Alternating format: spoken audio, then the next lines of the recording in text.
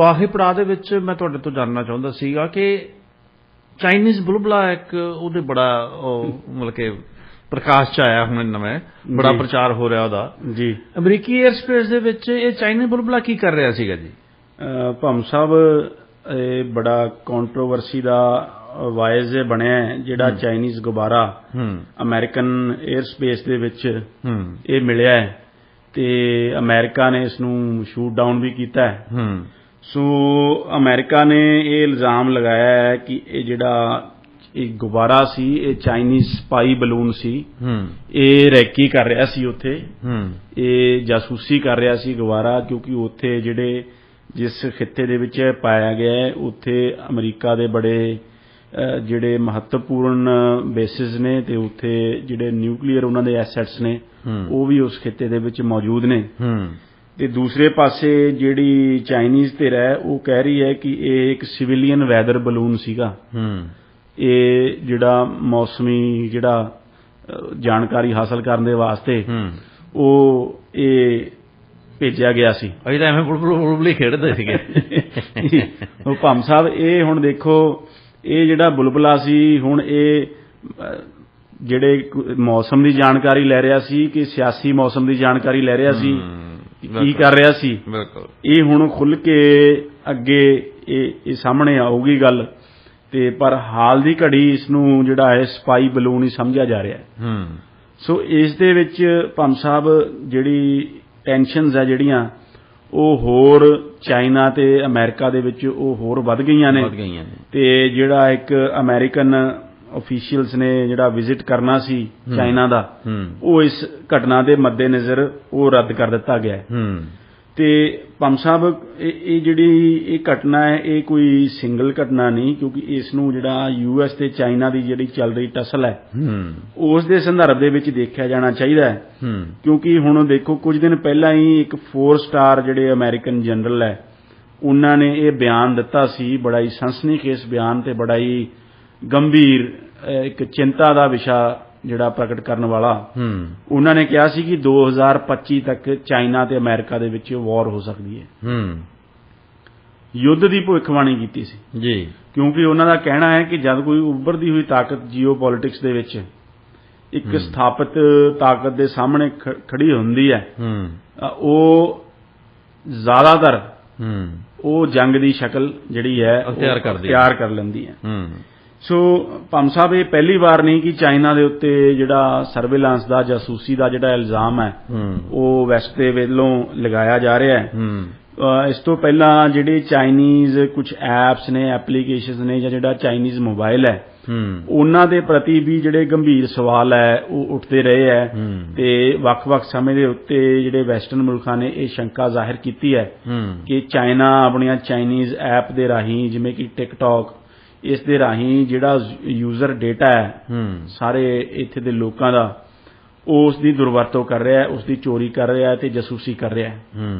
ਇਸੇ ਲਈ ਭੰਮ ਸਾਹਿਬ ਭਾਰਤ ਦੇ ਵਿੱਚ ਤਾਂ ਜਿਹੜਾ ਟਿਕਟੌਕ ਹੈ ਉਸ ਨੂੰ ਬੈਨ ਵੀ ਕਰ ਦਿੱਤਾ ਗਿਆ ਸੀਗਾ ਤੇ ਹੁਣ ਟਿਕਟੌਕ ਨੂੰ ਜਿਹੜੇ ਨਾਰਥ ਚਾਹੇ ਉਹ ਅਮਰੀਕਾ ਤੇ ਚਾਹੇ ਕੈਨੇਡਾ ਇਹ ਮੁਲਕ ਵੀ ਹੁਣ ਇਹ ਗੱਲ ਵਿਚਾਰ ਅਧੀਨ ਹੈ ਕਿ ਜਿਹੜੇ ਇਸ ਐਪਸ ਨੂੰ ਬੈਨ ਕੀਤਾ ਜਾਵੇ। ਇਸ ਤੋਂ ਪਹਿਲਾਂ ਭੰਮ ਸਾਹਿਬ ਅਸੀਂ ਦੇਖਿਆ ਕਿ ਜਿਹੜੀ ਚਾਈਨੀਜ਼ ਮੋਬਾਈਲ ਕੰਪਨੀ ਸੀ ਹੁਵਾਈ ਉਸ ਦੇ ਉੱਤੇ ਰੋਕ ਲਗਾਈ ਗਈ ਸੀ ਤੇ ਉਸ ਦੀ ਜਿਹੜੀ CEO ਹੈ ਉਸ ਨੂੰ ਵੀ ਅਰੈਸਟ ਕਰ ਲਿਆ ਗਿਆ ਸੀ ਇਸੇ ਚਾਰਜਸ ਦੇ ਅਧੀਨ ਕਿ ਉਹ ਜਾਸੂਸੀ ਕਰ ਰਹੇ ਨੇ ਇੱਥੇ ਆਪਣੀ ਕੰਪਨੀ ਦਾ ਇਸਤੇਮਾਲ ਕਰਕੇ, ਆਪਣੀ ਕੰਪਨੀ ਦਾ ਜਿਹੜੇ ਗੈਜਟਸ ਨੇ ਉਸ ਦਾ ਇਸਤੇਮਾਲ ਕਰਕੇ। ਹਾਲਾਂਕਿ ਬਾਅਦ ਦੇ ਵਿੱਚ ਉਸ ਨੂੰ ਜਿਹੜਾ ਹੈ ਇੱਥੋਂ ਕੈਨੇਡੀਅਨ ਗਵਰਨਮੈਂਟ ਨੂੰ ਉਹ ਛੱਡਣਾ ਪਿਆ ਚਾਈਨਾ ਦੇ ਦਬਾਅ ਅਧੀਨ। ਸੋ ਭੰਮ ਸਾਹਿਬ ਜਿਹੜੀ ਦੇਖੋ ਇਹ ਇਸ ਤਰ੍ਹਾਂ ਦੇ ਜਿਹੜੇ ਇਲਜ਼ਾਮ ਹੈ ਉਹ ਲੱਗਦੇ ਆਏ ਹੈ ਤੇ ਜਿਹੜੇ ਗੰਭੀਰ ਸਵਾਲ ਹੈ ਉਹ ਵੀ ਖੜੇ ਹੋਏ ਹੈ। ਹੁਣ ਦੇਖੋ ਜਿਹੜੀ ਇੱਕ ਹੋਰ ਖਬਰ ਆ ਰਹੀ ਹੈ ਇਸੇ ਗੱਲ ਨੂੰ ਲੈ ਕੇ, ਉਸ ਦੇ ਵਿੱਚ ਜਿਹੜੀ ਇੱਕ ਚਾਈਨੀਜ਼ ਟੈਲੀਕਮਿਊਨੀਕੇਸ਼ਨ ਕੰਪਨੀ ਹੈ ਜਿਹੜੀ ਚਾਈਨੀਜ਼ ਕੰਪਨੀ ਹੈ ਇੱਕ ਉਹ ਉਸ ਤੋਂ RCMP ਦੇ ਜਿਹੜੇ ਰੇਡੀਓ ਹੈ ਉਹ ਆਰਡਰ ਕੀਤੇ ਸੀ ਕੈਨੇਡੀਅਨ ਗਵਰਨਮੈਂਟ ਨੇ ਜੀ। ਹੁਣ ਦੇਖੋ ਭੰਮ ਸਾਹਿਬ ਜਿਹੜੀ RCMP ਹੈ ਉਹ ਇੱਕ ਜਿਹੜੀ ਨੈਸ਼ਨਲ ਪੁਲਿਸ ਫੋਰਸ ਹੈ ਉਹ ਨੈਸ਼ਨਲ ਸਿਕਿਉਰਿਟੀ ਦੇ ਲਈ ਇੱਕ ਬੜੀ ਇੱਕ ਕੇਂਦਰੀ ਫੋਰਸ ਹੈ ਕੈਨੇਡਾ ਜੇ ਹੁਣ ਉਸ ਦੇ ਉਪਕਰਨ ਚਾਈਨਾ ਤੋਂ ਮੰਗਾਏ ਜਾਣ ਤਾਂ ਉਸ ਦੇ ਵਿੱਚ ਬਹੁਤ ਵੱਡਾ ਖਤਰਾ ਖੜਾ ਹੋ ਜਾਂਦਾ ਨੈਸ਼ਨਲ ਸਿਕਿਉਰਿਟੀ ਨੂੰ। ਬਿਲਕੁਲ, ਕਿਉਂਕਿ ਕੱਲ ਨੂੰ ਉਸ ਉਪਕਰਨਾਂ ਦਾ ਇਸਤੇਮਾਲ ਜਿਹੜਾ ਉਹ ਚਾਈਨੀਜ਼ ਕੰਪਨੀ ਹੈ ਜਾਂ ਚਾਈਨਾ ਹੈ ਉਹ ਇੱਥੇ ਦੀ ਜਾਸੂਸੀ ਕਰਨ ਦੇ ਵਾਸਤੇ ਵਰਤ ਸਕਦਾ ਹੈ। ਬਿਲਕੁਲ, ਇਸ ਲਈ ਬੜਾ ਰੌਲਾ ਉਦੋਂ ਬਾਅਦ ਪੈ ਗਿਆ ਤੇ ਫਿਰ ਫੈਡਰਲ ਗਵਰਨਮੈਂਟ ਨੂੰ ਜਿਹੜਾ ਉਹ ਆਰਡਰ ਹੈ ਚਾਈਨੀਜ਼ ਉਪਕਰਨ ਦਾ ਸਾਰਿਆਂ ਦਾ ਉਹ ਕੈਂਸਲ ਕਰਨਾ ਪਿਆ। ਭਾਮ ਸਾਹਿਬ, ਇਹ ਜਿਹੜੀਆਂ ਸਾਰੀਆਂ ਘਟਨਾਵਾਂ ਨੇ ਇਹ ਜੇ ਆਪਾਂ ਲਾਰਜਰ ਪਿਕਚਰ ਦੇਖੀਏ ਤਾਂ ਜਿਹੜਾ ਵੈਸਟ ਹੈ ਉਹ ਹੁਣ ਚਾਈਨਾ ਦੇ ਨਾਲ ਟਕਰਾਅ ਦੇ ਵਿੱਚ ਆ ਚੁੱਕਿਆ। ਇਹ ਸਾਰੀਆਂ ਘਟਨਾਵਾਂ ਨੂੰ ਚਾਈਨਾ ਦੇ ਖਿਲਾਫ ਜਿਹੜਾ ਹਾਰਡ ਸਟਾਂਸ, ਚਾਹੇ ਉਹ US ਹੈ ਚਾਹੇ ਉਹ ਕੈਨੇਡਾ ਵੀ ਹੁਣ ਲੈ ਰਿਹਾ ਹੈ, ਇਸ ਨੂੰ ਉਸੇ ਸੰਦਰਭ ਦੇ ਵਿੱਚ ਦੇਖਿਆ ਜਾਣਾ ਚਾਹੀਦਾ ਹੈ। ਕੈਨੇਡਾ ਨੇ ਹੁਣ ਜਿਹੜੀ ਹਾਲ ਹੀ ਦੇ ਵਿੱਚ ਜਿਹੜੀ ਇੰਡੋ ਪੈਸੀਫਿਕ ਪਾਲਿਸੀ ਜਿਹੜੀ ਅਨਾਉਂਸ ਕੀਤੀ ਹੈ ਉਸ ਦੇ ਵਿੱਚ ਖੁੱਲੇ ਤੌਰ ਤੇ ਕਿਹਾ ਹੈ ਕਿ ਹੁਣ ਉਹ ਚਾਈਨਾ ਦੀਆਂ ਜਿਹੜੀਆਂ ਹਿਊਮਨ ਰਾਈਟ ਵਾਇਓਲੇਸ਼ਨਸ ਚਾਈਨਾ ਕਰ ਰਿਹਾ ਹੈ ਆਪਣੇ ਮੁਲਕ ਦੇ ਵਿੱਚ, ਉਸ ਦੇ ਖਿਲਾਫ ਸਖਤ ਸਟੈਂਡ ਜਿਹੜਾ ਕੈਨੇਡਾ ਹੈ ਉਹ ਹੁਣ ਲਏਗਾ। ਦੂਸਰੀ ਗੱਲ ਇਹ ਕਹੀ ਗਈ ਹੈ ਕਿ ਜਿਹੜੇ ਕੈਨੇਡੀਅਨ ਬਿਜ਼ਨੈਸਸ ਹੈ ਉਹ ਆਪਣਾ ਜਿਹੜਾ ਵਪਾਰ ਹੈ ਉਹ ਚਾਈਨਾ ਦੇ ਨਾਲ ਸੋਚ ਸਮਝ ਕੇ ਕਰਨ ਤੇ ਵਪਾਰ ਹੋਰਾਂ ਮੁਲਕਾਂ ਦੇ ਨਾਲ ਵਧਾਉਣ, ਜਿਵੇਂ ਕਿ ਹਿੰਦੁਸਤਾਨ, ਇੰਡੀਆ ਦੇ ਨਾਲ ਆਪਣਾ ਵਪਾਰ ਵਧਾਉਣ ਤੇ ਚਾਈਨਾ ਦੇ ਨਾਲ ਘਟਾਉਣ।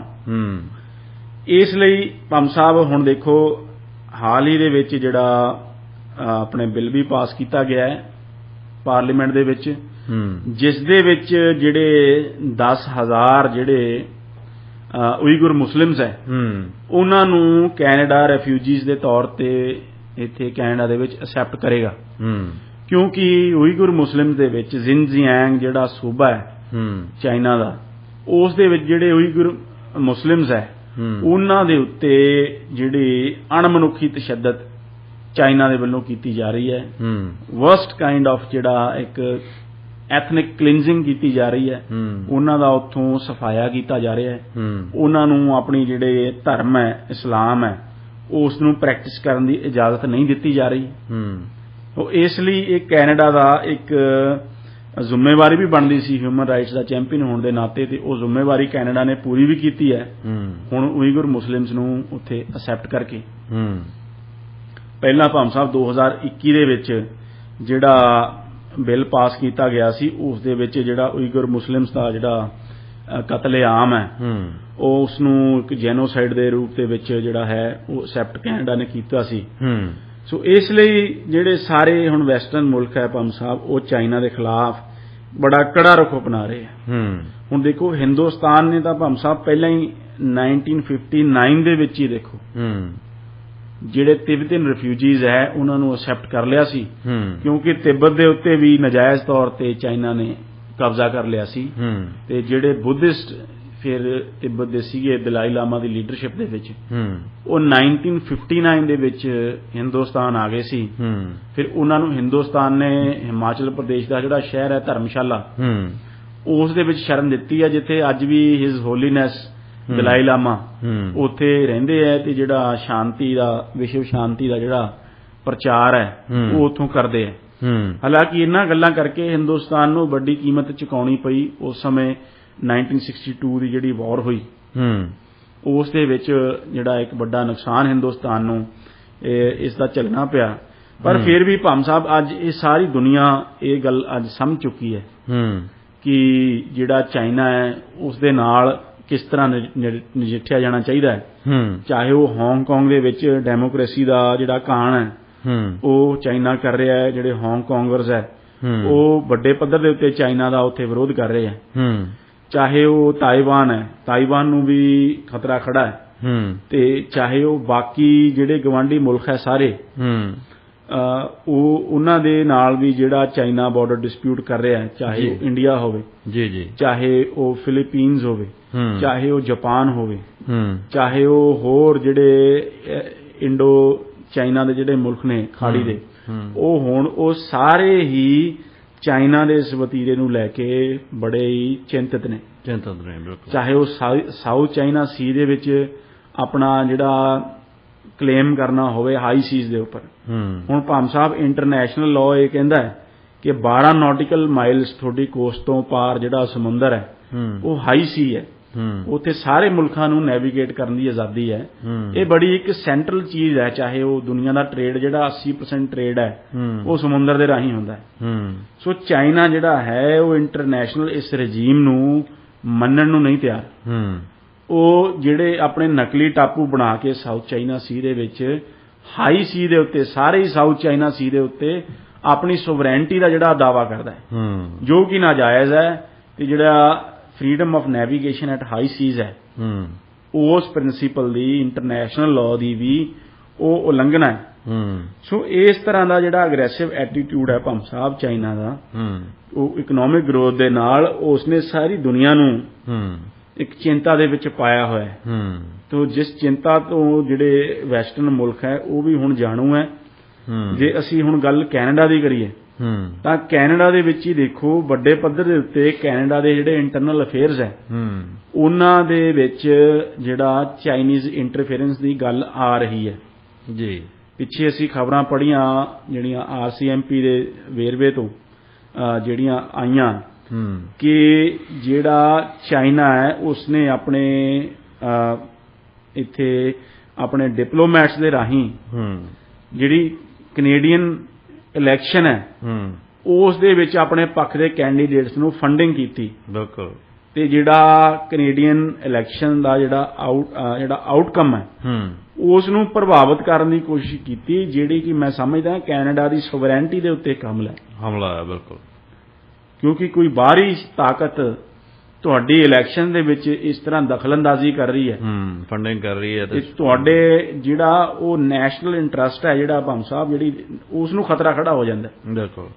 ਕੱਲ੍ਹ ਨੂੰ ਕਿਸ ਤਰ੍ਹਾਂ ਦੇ ਬੰਦਿਆਂ ਨੂੰ ਉਹ ਪਾਰਲੀਮੈਂਟ ਦੇ ਵਿੱਚ ਪਹੁੰਚਾਉਣਾ ਚਾਹੁੰਦੇ ਹੈ, ਉਹਨਾਂ ਦੀਆਂ ਕਿਸ ਤਰ੍ਹਾਂ ਚਾਈਨਾ ਦੇ ਨਾਲ ਡੀਲਿੰਗਸ ਹੈ, ਇਹ ਸਭ ਕਾਸੇ ਦਾ ਖੁਲਾਸਾ ਹੈ ਜਿਹੜਾ ਗਵਰਨਮੈਂਟ ਨੂੰ ਉਹ ਕਰਨਾ ਚਾਹੀਦਾ ਹੈ।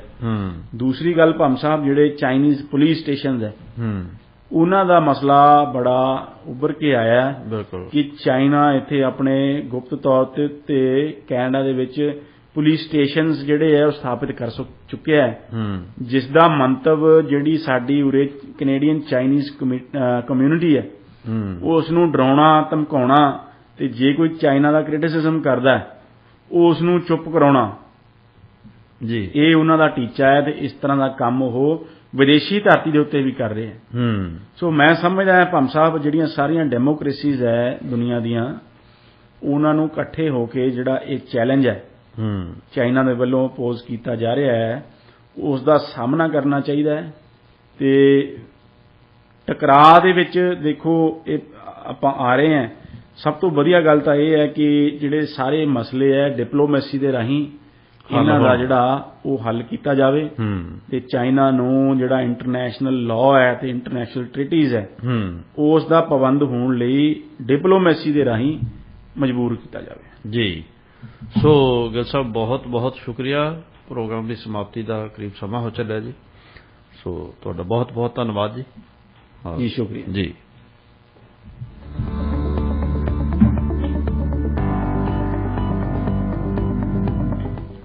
ਸੋ ਇਸ ਦੇ ਨਾਲ ਹੀ ਪ੍ਰੋਗਰਾਮ ਦੀ ਸਮਾਪਤੀ ਦਾ ਸਮਾਂ ਹੋ ਗਿਆ। ਮੈਨੂੰ ਬਲਦੇਵ ਸਿੰਘ ਭੰਮ ਨੂੰ ਵੀ ਦਿਓ ਇਜਾਜ਼ਤ। ਅਗਲੇ ਐਤਵਾਰ ਤੁਹਾਡੇ ਨਾਲ ਅਸੀਂ ਦਾ Sunday show with Lovleen Gill ਦੇ ਵਿੱਚ ਫਿਰ ਰੂਬਰੂ ਹੋਵਾਂਗੇ। ਸੋ ਮਿਲਦੇ ਹਾਂ ਜੀ।